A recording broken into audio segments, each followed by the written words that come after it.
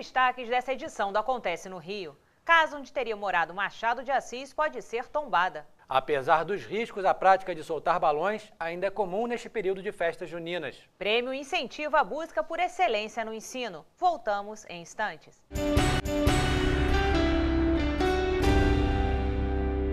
Olá. Olá.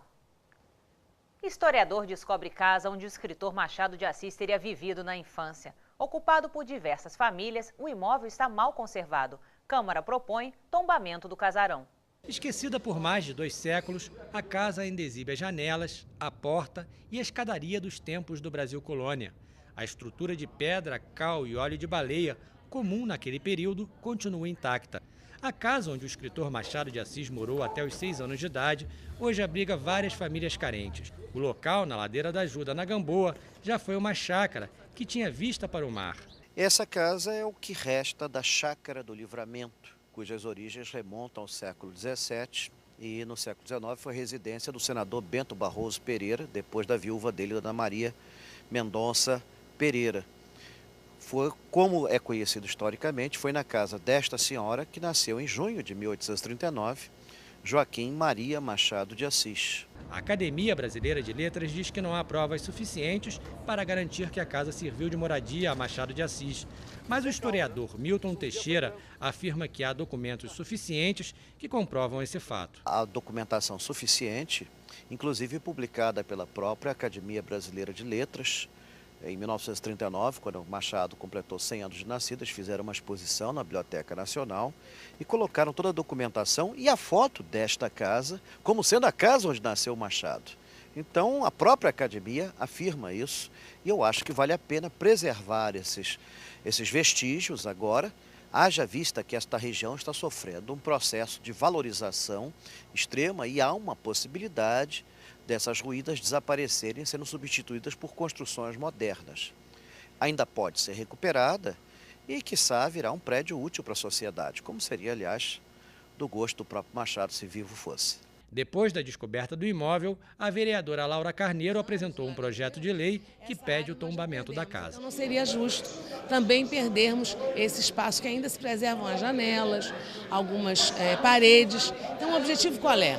Claro que teremos que ter ajuda da prefeitura ou de órgãos de cultura para que possamos depois, quem sabe, desapropriar aquela área, porque ela tem proprietário, desapropriar a área e transformá-la num centro cultural para a cidade do Rio de Janeiro. Um espaço que preserve a memória de Machado de Assis, que afinal foi talvez o nosso maior escritor brasileiro.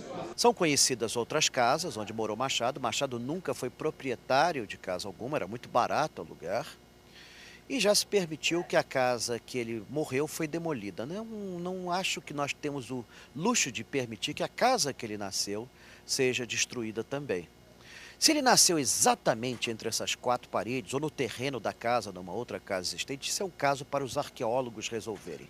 Só o fato de ser uma residência que remonta ao século XVII e onde viveu tão importante personagem da nossa independência, o senador Bento Barroso Pereira, já legitima a preservação e o tombamento. Iniciativa da Secretaria de Educação incentiva professores. As escolas com bom desempenho ganham prêmio e corpo docente recebe gratificação. O Índice de Desenvolvimento da Educação Básica, o IDEB, foi criado pelo governo federal em 2007 para medir a qualidade das escolas. O indicador é calculado com base no desempenho dos estudantes em uma prova que é realizada a cada 2 anos. Em 2009, a Secretaria Municipal de Educação do Rio lançou o ID-Rio, que avalia os alunos através de uma prova externa também de 2 em 2 anos. Ou seja, agora os estudantes cariocas são avaliados anualmente, assim como professores e escolas. A meta é individual, considerando que ela é premiada à escola. Então, todos os professores que estão envolvidos no desenvolvimento do trabalho daquele ano letivo, eles recebem essa premiação. A premiação tem o valor de um salário a mais, vamos dizer assim. E por que isso é importante para o professor? Porque ele se sente gratificado, né? Assim, ele faz um trabalho que primeiro é reconhecido como bom e porque é reconhecido como bom, ele ainda é premiado. Para a gente faz bastante diferença. De acordo com a secretária de Educação, Cláudia Costin, o prêmio reconhece o trabalho de equipe da escola. O prêmio, até mais do que dar uma remuneração em dinheiro, como um reconhecimento a cada membro da equipe escolar, porque nós não acreditamos em premiar indivíduos isolados dentro da escola, mas um reconhecimento coletivo, ele também diz para a sociedade quais são essas escolas que muitas vezes, em áreas conflagradas, em áreas em que há ou pobreza ou exclusão, conseguem dar saltos importantes na qualidade da educação oferecida. Desde que foram estabelecidos os índices de desenvolvimento da educação, tanto no país como no município, a cidade do Rio de Janeiro tem superado as metas estipuladas. Aqui nesse colégio, no centro da cidade, por exemplo, no IDEB de 2011, já atingiu a nota de 6,1, a meta que era estipulada para o ano de 2013. E no IDRIO, segundo a direção da escola, a média foi superior a 5,9, sendo que a média do ano estava estipulada em 5,0. A diretora Bárbara Portilho, que está há 8 anos à frente da escola, que este ano completa 100 anos, conta como os indicadores incentivaram a melhoria no ensino. O nível de envolvimento do professor com o desenvolvimento do conhecimento do aluno foi muito diferente, entendeu? Ele hoje participa mais, ele é mais autor daquelas propostas de trabalho. Nós estamos numa posição bastante interessante, apesar de sermos uma rede que não tem mais progressão continuada, ou seja, a criança pode, a partir do 3º ano, repetir de ano, e isso é penalizado no cálculo do IDEB. A coisa mais importante é que, no caso das avaliações do município, do IDRIO, também entram em conta as avaliações que são as provas da rede, as provas bimestrais. Então, assim, o importante é que todos os alunos estejam com uma nota boa, porque se eu tiver 80% dos alunos com uma nota 8, mas se eu tiver 20% dos alunos com uma nota 4, o que vai contar é a média. E agora, a partir desse momento, o que conta é a turma inteira. Não adianta ter 1, 2 ou 3 com uma nota ruim. Todos têm que ser bons alunos para que a média da turma seja a melhor possível. A professora já percebe as mudanças dentro da sala de aula. O comprometimento geral dos alunos ficou maior. Eu percebo que os alunos se preocupam mais em realmente ajudar uns aos outros, já que eles têm maiores dificuldades.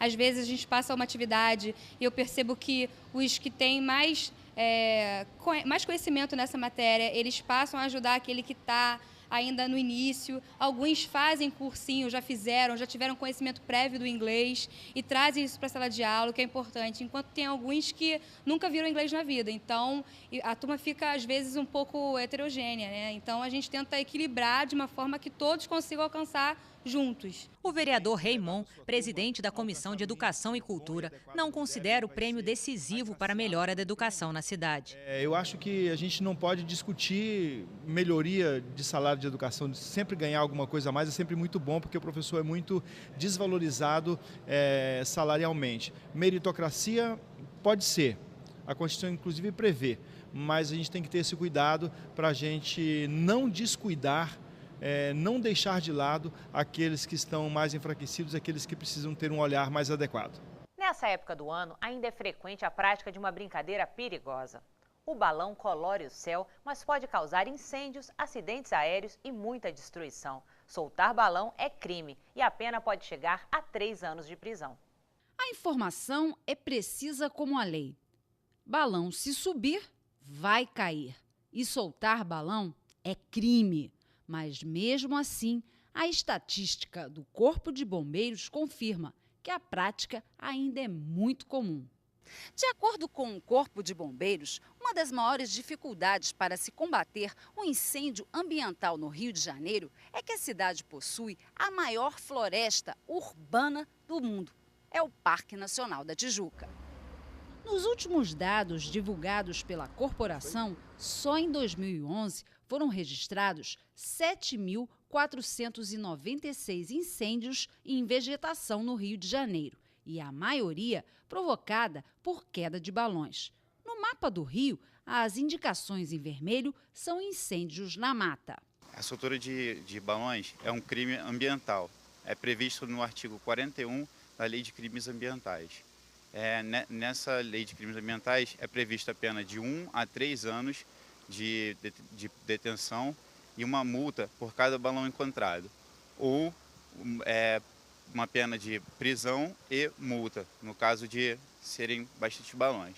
O tenente destaca também as principais dificuldades do bombeiro em conseguir debelar o incêndio e orienta a população.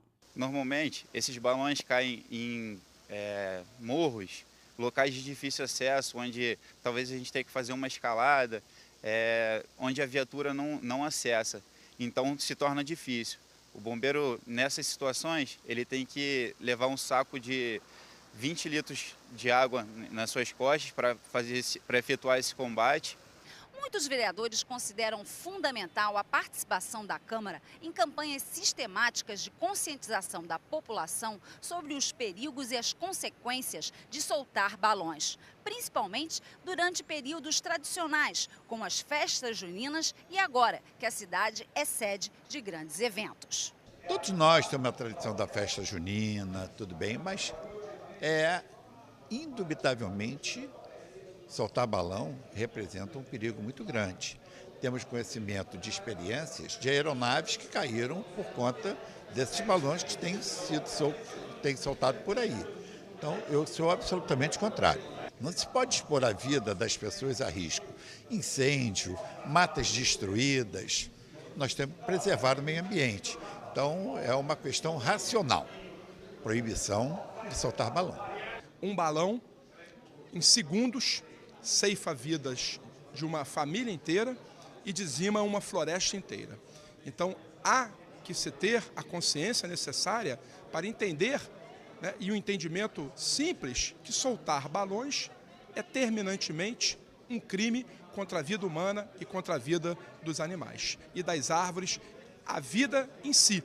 Soltar balões é um ato criminoso. O parlamentar João Ricardo, que também é médico, fala sobre os perigos dos balões. E acidentes que geralmente são graves, queimaduras graves, choques elétricos pela presença, pela comunicação do artefato com a rede elétrica. E nós, nessa nossa carreira médica, ao longo desses 20 anos, nós atendemos pacientes que, inclusive, vieram a falecer vítimas de choque elétrico, queimaduras e acidentes em geral. O vereador Márcio Garcia, que foi major do Corpo de Bombeiros, faz um alerta sobre o crime e a importância da participação da sociedade. Existem balões com 60 metros de altura e que sobem, ganham as alturas, equipados com vários botijões de GLP. Então, para você ter uma ideia, que não é uma bomba flutuante que pode, a qualquer momento, causar um acidente aéreo terrível.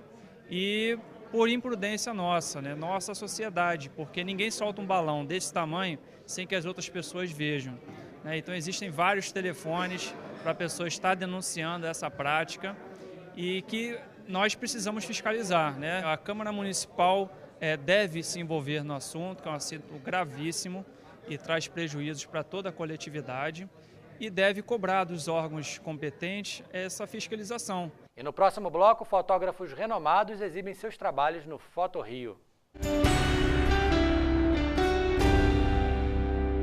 Estamos de volta com o Acontece no Rio. Mudança nas regras para a concessão de incentivo a projetos culturais é comemorada por artistas, diretores e produtores. As empresas podem se inscrever até o dia 19 de junho. Luiz Fernando Lobo é produtor e diretor teatral. Durante muito tempo, assim como uma grande parte da classe artística, ele se submeteu a longas filas para aprovação de projetos. Agora, comemora a nova lei. Vamos ver se esse ano, que vai ser o primeiro ano sem as longas filas, se isso significar realmente uma democratização de acesso e uma democratização de divisão de recursos, é uma grande vitória dessa secretaria e dessa prefeitura.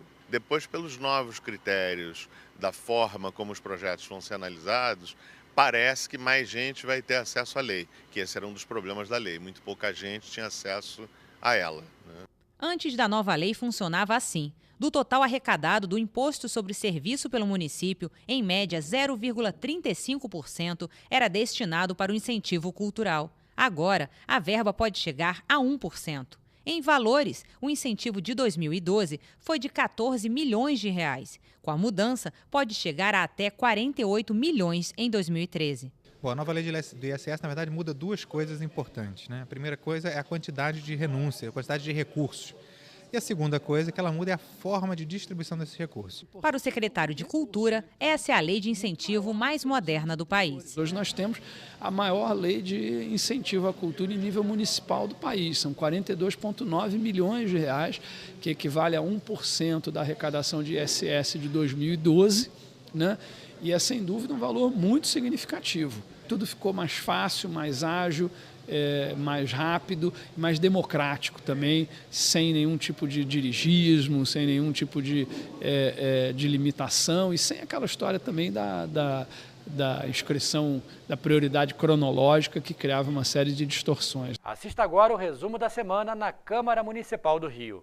O presidente da Federação das Associações de Moradores de Jacarepaguá, Barra da Tijuca, Recreio dos Bandeirantes e adjacências, Carlos Alberto Costa, recebeu moção de congratulações e aplausos. A iniciativa foi do vereador Marcelo Piuí. A Guarda Municipal Marilyn César da Silva recebeu o conjunto de medalhas Pedro Ernesto. A iniciativa foi do vereador Carlos Bolsonaro. Relacionar as demandas da população de rua em diferentes regiões da cidade foi o tema da reunião da comissão especial presidida pelo vereador Raimon. Os vereadores se reuniram para debater o projeto de lei que autoriza a venda de terreno público em Jacarepaguá para a Light. A empresa esteve presente na reunião e apresentou seus projetos para a área. A matéria tramita em primeira discussão na Câmara Municipal. A vereadora Tereza Berger realizou solenidade em comemoração ao Dia de Portugal. Centro Cultural da Justiça Federal recebe 120 trabalhos de 12 renomados fotógrafos brasileiros e estrangeiros. A exposição é mais uma atração do Foto Rio.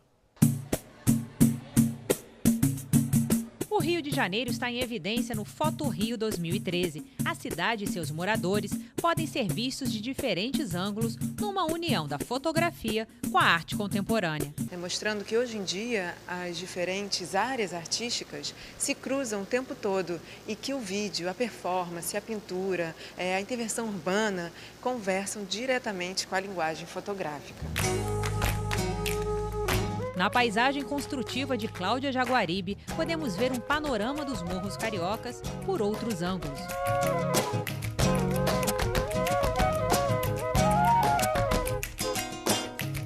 Nos jardins telúricos de Dona Lota, Renan Cepeda traz imagens experimentais em infravermelho, em uma homenagem à Lota de Macedo Soares, uma das responsáveis pelo projeto do Parque do Flamengo.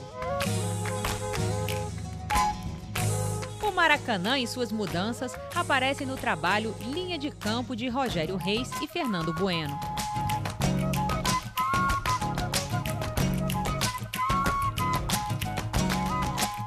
Mas o Rio não é só imagens de cartão postal. A carioca Ana Stewart exibe a série que retrata mulheres em diferentes fases da vida, como a Patrícia da Serrinha, que foi retratada 8 anos depois da primeira foto, e Mary Ellen, 10 anos depois.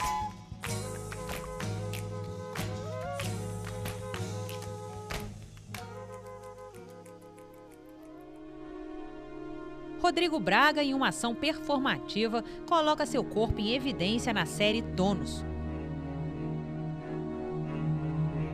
O fotógrafo norte-americano Peter Lucas, no seu Mural da Dor, lembra que nos últimos 10 anos, em torno de 300 mil pessoas foram mortas por armas de fogo no Brasil. Julieta fala sobre o artista. Ele veio ao Rio de Janeiro em 2010 e fez um vídeo sobre o Mural da Dor, que é um mural feito no Largo da Carioca, no ano 2000, em homenagem às vítimas da violência urbana. Então, ele, 10 anos depois, com um olhar estrangeiro, veio filmar como estava esse mural, com essas imagens já quase apagadas, deterioradas, com o resultado de um vídeo muito impactante, falando sobre essas imagens quase esquecidas de um tema que a gente não pode esquecer, que faz parte também, infelizmente, da nossa cidade.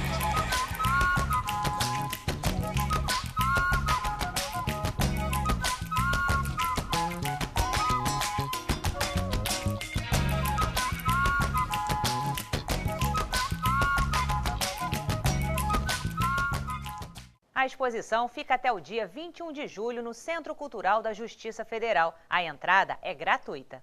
E o Acontece no Rio fica por aqui. Se você quiser rever este programa, é só acessar câmara.rj.gov.br. Fique com mais imagens da exposição e até a próxima.